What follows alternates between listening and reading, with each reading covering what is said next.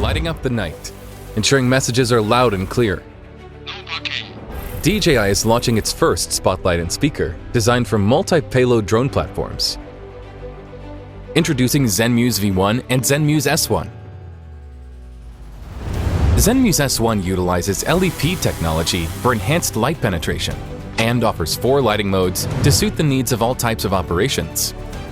Low beam mode easily handles short distance, wide area search operations. 搜救组注意，在你右方10米处出现悬崖，请全体注意安全。 High beam mode increases brightness, providing long distance illumination. Both on mode engages low and high beam simultaneously, delivering greater central illuminance, lighting up the core operation area while providing a comprehensive field of view. This offers maximum illumination coverage for critical tasks like nighttime repairs, ensuring operational safety and efficiency. Light guides direction, while sound transmits information.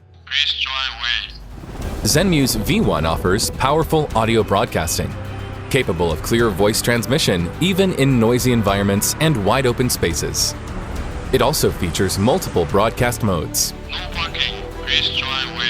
DJI RC Plus supports directional recording and environmental noise cancelling, providing consistently clear audio. No parking, please drive away.